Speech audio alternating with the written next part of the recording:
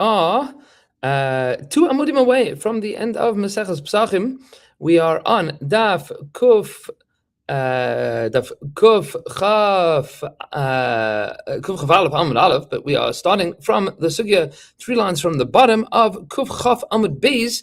The Mishnah had told us that after discussing questions of sleeping at the Seder, the Mishnah told us about Pigul and Nosar, that there are restrictions of Tumas Yadayim that result from Pigul and Nosar. Pigul being a korban that the Kohen had thoughts that he was going to eat it chutz lezmana or chutz lemkame, outside of its appropriate time frame, or outside of the place that it needed to be eaten, and that causes Pigul. That only happens if all of the other avodos are done appropriately. That's where Pigul could happen, as we have discussed in the previous program, in the middle section of Maseches Pesachim. And the truth is, the discussion that we're going to have today, we have seen already on Daf Pei Hey-ish. The Gemara tells us as follows: Pigul and Nosar. What is Nosar? Nosar is a korban that was left over outside of its time zone. So in those two cases, they are metame eseyadayim. Now, the idea of being metame eseyadayim means that it is certainly only a din midrabanan. Midraisa, there's no such thing as only being metame your hands. Your hands are part of you. So if your hands are tahar, then the rest of you is tahar, and if your hands are tameh, then the rest of you is tameh. But being metame eseyadayim means that you won't be able to touch him, and that would be problematic. That din of being metame yadayim says the Gemara as follows: Rav Huna Rav Chisda, there's machlokes between Rav Huna and Rav Chisda. Chad Amar, the reason that the Chacham instituted this din of hapigul v'anosim metame yadayim mishum chashtei kahuna. It is because the suspected ones amongst the Kohanim. What exactly are the suspected ones amongst the Kohanim? So the Rashbam explains what that means is that if you have a Kohen who doesn't like the Baalim, doesn't like the owners, so the owners are going to bring up the korban, and the Kohen's going to be like, I don't want these guys to get kapara, so I'm going to intentionally think that I'm going to eat this outside of the Zman, outside of the right Malkum, and then they won't get the kapara, and stinks for them in the Klape Shemaya, and I'm going to be mefagel the korban intentionally. That's called chashtei kahuna, the suspected ones amongst the Kohanim. The Tosfos asked the question way back when we learned this, on Daf Pei. Well, who do we expect that is going to be doing such a thing? We're talking about Kohanim that are Rishaim. Yeah, apparently there's Kohanim that are Rishaim. So what's going to help that you're going to tell me that it's going to be metame their hands? The metame their hands, these are terrible people, but they're all of a sudden going to get from about their hands. And Tosfos basically says, there are certain people that are willing to do some terrible things, but are concerned about other halachas. People are complicated. That is the truth that the Chachamim were well aware of. So mishum chashtei kahuna, that's one opinion. V'chad amar mishum atzlei kahuna. The other one says it's because the atzlei kahuna, the lazy ones amongst the Kohanim. And we'll see that this specifically applies to Nosar. Meaning there's no laziness to be mefagel something. Laziness would be specifically referring to Nosar. And the Rashbam points out here that Lemaisa we're not really arguing about. What we'll see is which one of these two dinim takes the primary role in determining the shi'ur for how much Pigul and Nosar are going to be metame yadayim. It depends on which you think the primary takana was that the Chacham are working out here, but they are listed together in the Mishnah. So the atzlei kahuna means the ones that are like, you know what, I'll finish this up tomorrow. And we'll see in a moment, the Rashbam says, lekam and mefarish, that later, shortly, we're going to see that this only applies to Nosar. Says the Gemara, Chad Amar Kazayis, one says it's a Kazayis, V'chad Amar Kebetza, and the other one says the shear is a Kebetza. Why? Because Chad Tani Apigul, V'chad Tani Nosar. One of them explains that the primary din is a din in Pigul, and the other one says the primary din is a din in Nosar. Ma Tani Apigul Mishum Chashtei kahuna. The one that says that it's all about Pigul is explaining that it's Chashtei kahuna. That's what we are talking about here. The Rashbam writes, Rashi writes here, goes through alav tuma shelo yifalguhu beratzon lahafsid es habalim, that they instituted the takana that the hands would become tamei, so that they wouldn't intentionally go and be mefagel the korban of the balim. V'oid dishlamim him. Furthermore, they are shlamim ve'ein lekoin b'hem ela chazav v'shoit v'yishchetem b'mezid l'shem chatas. Alternatively, he would end up shechting it for the sake of a chatas, not for the sake of a shlamim. Maybe it's not that he's a jerk and he wants to mess up the korban for the balim, but maybe what he'll do is he'll say, "Oh, you brought a shlam. I messed up. I brought it as a chatas, and if you brought it as a chatas, that's not real pigul." Meaning you could bring it as a chatas, but then what you've done is one, the balim still have to bring another shlamim, and two, you have now defrauded them of the chazer v'shaik. Meaning the kohen is only supposed to get the chazer v'shaik, the thigh and the breast of the animal. But with regards to the chatas, which is kachim kachim, the kohanim get the rest of the animal that is not burnt on the mizbeach. The balim don't get anything. So the kohen is like, I'm hungry, so let me. You said shlamim, I'll bring it as a chatas. So that's chashtei kuhuna, and that kind of quasi pigul is Rashi's alternate explanation here. That in that kind of quasi pigul, that would be the concern. Says the Gemara, man tani anoisar. That says anoisar. Hold on 1 second here. Man tani anoisar, the one that says about noisar, mishum aslikuna is talking about aslikuna, that they are going to be lazy not to eat the meat in the right amount of time. They're like, I don't feel like it. And then what are they going to do with it? They're going to have to now go and deal with this. And since they're going to have to deal with it, it's going to be with time of their hands. So that is the concern. Says the Gemara, Chad Amar Kazais v'Chad Amar Kabetza. One of them says a Kazais and one says a Kabetza for the same reason we've explained. Man, the Amar Kazais, the one that says that the shear that's going to be matami your hands is the size of an olive, is ki isur, is the amount of pigul or noiser that would be also for a person to eat. That would be a question of eating. Man, the Amar Kabetza, and the one that says a Kabetza Kedumaso is saying that it's a din in Tumah.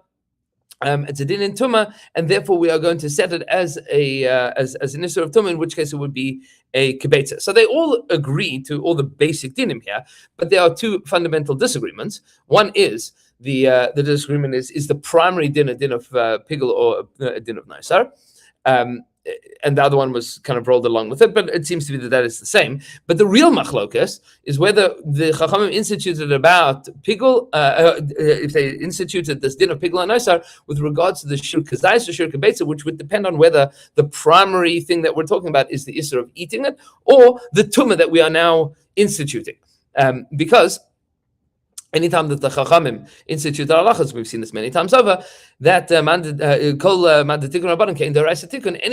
Chachamim instituted a new takana, a new gezerah, they did it in line with the dinim deraisa. So which din deraisa did they patent this after? The isur achila or the transmission of tumah?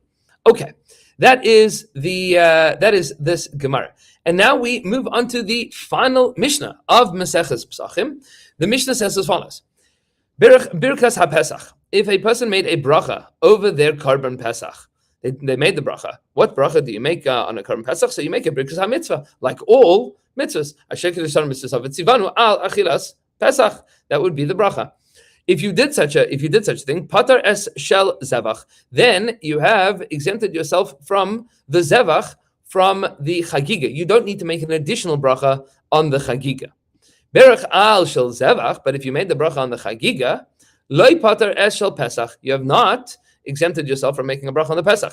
Divrei Rabbi Yishmael, this is the opinion of Rabbi Yishmael. The tzlach has a big kasha on this opinion of Rabbi Yishmael. The tzlach wants to know, I don't get it. You're telling me that if you made a bracha on the pesach, then you don't have to make a bracha on the zevach. Well, which one are you eating first? How would you ever make a bracha, eat the Pesach, and then have the Zevach afterwards? You're not allowed to have anything after the Pesach. So how would that make any sense? And to tell me that you're going to make the bracha, and then eat the Zevach, eat the Chagiga, is also nonsensical. Why would that work? You're not eating the right thing. Says the tzlach, it must be, certainly this works according to the Rambam, that for the Rambam, that the same way that we make alachilas matzah, eat the matzah, and then have more matzah at the end of the Seder, they would eat from the Korban Pesach earlier in the Seder, and then have a kazais of matzah at the end of the Seder, that they would eat al hasova. Once they were already satiated, there was a final kazais that would be eaten. But it's true, they would eat a kazais way back earlier at the beginning of the Seder. If you take a look at the Rambam, in the way that the Rambam spells out the order of the Seder, you see that there's two times that you're going to eat from the Korban Pesach. So that is how the tzlach explains. That's the opinion of Rabbi Shmuel. Rabbi Akiva holds Loi zu paterazu v'loi zu paterazu. This one does not exempt this one, and this one does not exempt this one. They are each independent mitzvahs, and they each need their own bracha. We have an idea. We have this. Rosh Hashanah quotes in Eretz Tzvi. Rosh Hashanah explains in Eretz Tzvi. This is his chiddush. Rabbi Ari Leibowitz noted that this is one of the only times that the Masifta Gemara at the back of the Gemara quotes from Rav Shechta, which is a good thing to see. Rav Shechta explains, and there's a lot to explain here, but just the kunz of it for our sugya.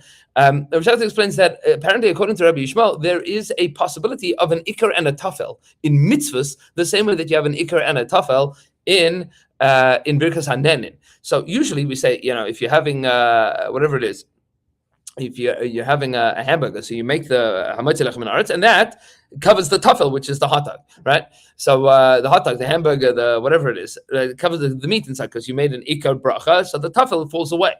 But with regards to Birkas HaMitzvah, we don't really have such an application. Where do we ever have such a din that you make a bracha on one mitzvah and it counts for many mitzvahs? If it's the same mitzvah, that works. If it's the same mitzvah, like for example, what we saw match earlier in the Masechta, if you are making a bracha al bir chametz to go and search a number of houses, so you can search a number of houses with one bracha, but to keep a number of mitzvahs with one bracha, that we do not have. This seems to be the chiddush of Rabbi Yishmael within this Mishnah, that there is a concept of ikar and tafel even within mitzvahs, and that the ikar would be the pesach and the tafel would be the chagiga, and one bracha could be part of both of them.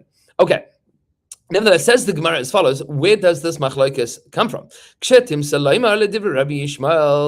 you want to understand what's going on here between Rabbi Shmuel and Rabbi Akiva, what you need to know is the Divrei Rabbi Shmuel zrika bichlal shficha. There are two ways of putting blood on the mizbeach. One is zrika sadam, where the blood is thrown of the karban, and the other is shficha sadam. We saw this much earlier in the Masechta as well. Shficha is where the blood is poured onto the mizbeach. And Rabbi Yishmael is of the opinion that zrika is bichlal shvicha, that the din of shvicha in general happens. Zrika is a subset of shvicha. The throwing the blood is a subset of shvicha, and were it to be that a person was shayfech the dam, you spilled the blood on the mizbech without throwing it, that would not be ma'akev, and the karban would still work. However, according to, and that would be the difference between, if you remember from way back when, the difference between a shlamim and a pesach.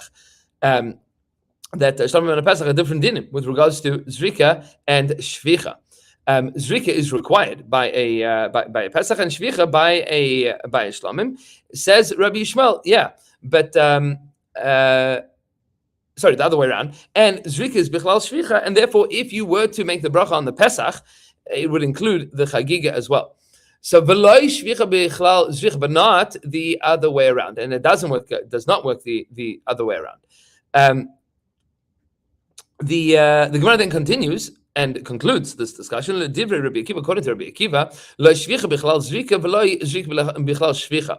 If you need to do zrika, then zrika is what you have to do, and if you need to do shvicha, then shvicha is what you have to do. And therefore, these two karbanos are not interchangeable in terms of their avodas, and there is no ikar and tafel here to even begin to discuss. And therefore, Rabbi Akiva holds that this is that one bracha would not suffice for both of them. Be'ezra Hashem Yisbarach, we will continue tomorrow with the very final Amud, which is just a few lines. We will finish up with Kuf Chaf Aleph Amud Aleph tomorrow with the final few lines of Maseches Pesachim, and looking forward to our Siyum on Thursday night, hosted by the Celtics. Thank you very much to David and Jadeh for hosting. A big yishakach and a big yishakach to everybody that still catching up. So you'll have like an extra bit of a day and a half to catch up, even once we have started Maseches Shkalim on Wednesday. You'll be able to catch up a little bit as well. So looking forward to seeing everybody back in Boca on Wednesday morning as we finish up Maseches Pesachim tomorrow. Get ready, and looking forward, please God, to continue learning together. Lahagdil Torah Ule'adira. Everybody should have a wonderful evening.